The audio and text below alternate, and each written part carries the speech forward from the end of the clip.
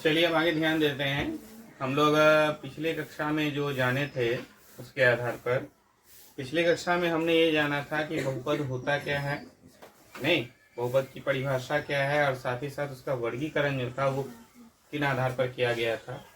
वर्गीकरण के बाद फिर हम लोगों ने उसके डेफिनेशंस के बारे में जाना, उदाहरण के बारे में जाना।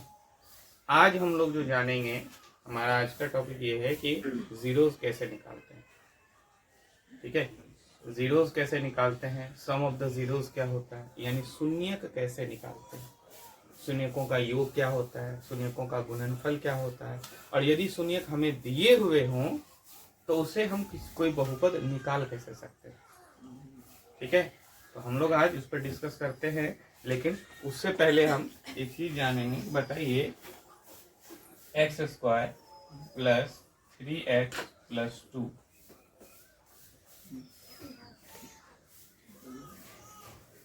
इसका जो है जरा एक बार गुणनखंड किया जाए। अब सभी गुणनखंड जरा इसका कीजिए तो एक बार।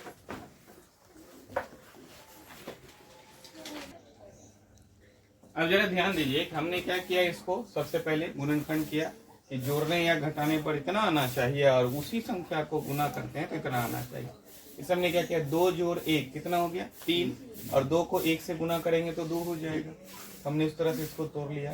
फिर इस दोनों जगह पर देखिए क्या है कि यहाँ पर x कॉमन आ रहा था, x को कॉमन ले लिए। फिर यहाँ पर नहीं कुछ है तो 1 कॉमन आएगा, क्योंकि 1 तो दोनों में आ रहा है ना, 1 कॉमन आ रहा है तो 1 ले लिए। फिर इस दोनों में देख रहे हैं x प्लस 2 को बाहर निकाल लिए तो बचा x प्लस 1। अब अलग अलग दोनों को सेपरेट करके निकालिए। x प्लस 2 बराबर 0 तो x बराबर -2, x प्लस 1 बराबर 0 तो x बराबर -1। ये दोनों जो है, ये दोनों जो वैल्यू निकला है, ये इसी को शून्यक कहा जाता है। क्या कहा जाता है? शून्यक कहा जाता है। क्या कहा जाता है? शून्यक कहा जाता है, जिनमें इसका नाम अल्फा, इसका नाम बीटा। ठीक है, एक का नाम अल्फा, एक का नाम बीटा। इसी के आधार पर जो है आपको इसमें द्विघात समीकरण के लिए, किसके लिए? द्विघात बहुपद के लिए, सॉरी, द्विघात बहुपद के लिए जो सूत्र बनता है वो क्या आता है? शून्यकों का योग, शून्यकों का योग यदि बहुपद जो इस रूप में हो, किस रूप में? ax square plus bx plus c। ठीक है, देखो इसी रूप में है ना, इसी रूप में है जी सर। तो शून्यकों का योग जो होगा, यानी कि अल्फा प्लस बीटा बराबर जो सूत्र हो जाता है -b/a। क्या हो जाता है? -b/a। और एक और आता है शून्यकों का गुणनफल, शून्यकों का गुणनफल यानी अल्फा इंटू बीटा बराबर क्या आ जाएगा? c/a।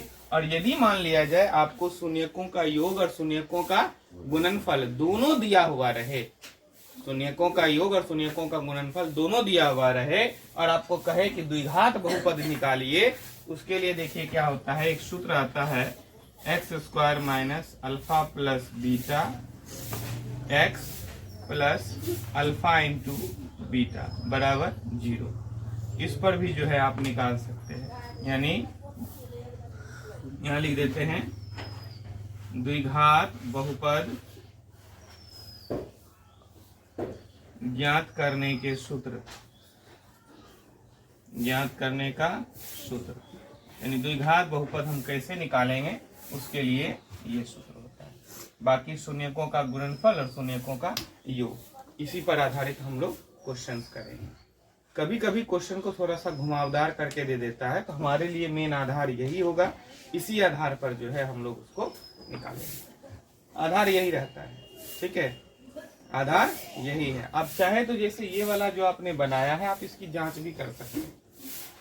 ठीक है, इस पर जैसे कि मान लो अल्फा प्लस बीटा, इसको जोड़ेंगे, इसको और इसको जोड़ेंगे तो हमको ये इस समीकरण के रूप में आ जाएगा, या इसको गुना करेंगे तो भी, है ना, वहाँ गुना वाला ही है ना, तो हम करेंगे तो ये इस समीकरण के रूप में आ जाएगा, यदि इन दोनों के वैल्यू को हम इस पर रखेंगे। ठीक है, इसको नोट कर लीजिए, सूत्र जरूर लिख लीजिएगा, हम इस पर भी कुछ क्वेश्चन भी करेंगे। ठीक है, नोट कीजिए इसको।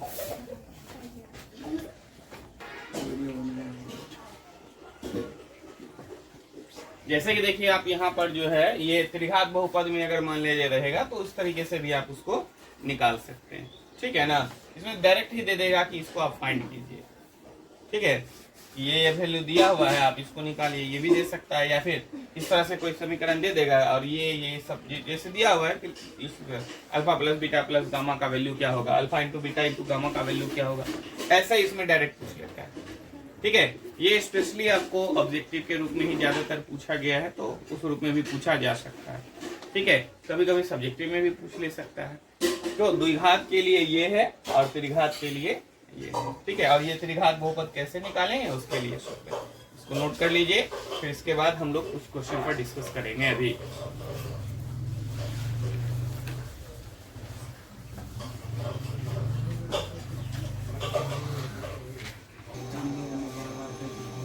देखिए एक प्रश्न दिया हुआ है 3x का स्क्वायर माइनस 5x प्लस 7, ठीक है, का शून्यकों का योग, ठीक है, इसके शून्यकों का योग और शून्यकों का गुणनफल बताइए क्या होगा। इस तरह से क्वेश्चन अगर दिया हुआ रहे और प्रश्न में ये कहे कि इसके शून्यकों का योग और शून्यकों का गुणनफल, यहाँ योग और यहाँ गुणनफल कहा जाएगा निकालने के लिए, तो देखिए क्या करते हैं। सबसे पहले इसमें आप लिख लीजिए a बराबर कितना है 3, b बराबर कितना है माइनस में 5 है ना, यहाँ माइनस है ना आगे, c बराबर कितना है 7, ठीक है। अब जरा देखो कि अल्फा प्लस बीटा का सूत्र आप क्या लिखे, माइनस बी बाय ए, तो माइनस बी के जगह क्या हो जाएगा माइनस और माइनस 5, बी का वैल्यू कितना है -5 है ना, और ए का वैल्यू कितना 3 है। चलिए ये माइनस माइनस खत्म हो जाएगा ना, क्या बचेगा 5/3, यही इसके लिए आंसर। वही अगर अल्फा इंटू बीटा निकालते हैं तो अल्फा इंटू बीटा में देखिए सूत्र क्या होता है c बाय ए, तो c कितना है 7, a कितना है 3, ठीक है, यही हो जाएगा इसके लिए आंसर, ठीक ना। इसको भी नोट कर लीजिए, इसको भी नोट कर लीजिए। और एक प्रश्न देते हैं, आप लोग इसको बना करके दिखाइए। क्वेश्चन है 2x का स्क्वायर माइनस 3x माइनस 5 में आपको शून्यकों का योग और शून्यकों का गुणनफल ये निकालना है, ठीक है। तो जरा इसको शून्यकों का योग और शून्यकों का गुणनफल इसमें निकाल करके बताइए।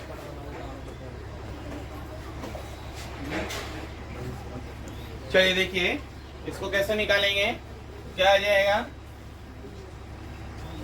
a बराबर कितना, b बराबर -3 और c बराबर -5। क्लियर है। तो अल्फा प्लस बीटा बराबर सूत्र क्या होता है -b बाय ए, तो -3 बाय ए कितना 2, माइनस माइनस खत्म 3/2। फिर उसके बाद देखिए अल्फा इंटू बीटा बराबर क्या होता है c बाय ए, c का वैल्यू कितना -5, a का वैल्यू कितना 2, यही हो जाएगा आंसर। समझ में आया क्या? जी सर। चलिए आगे बढ़ते हैं अब।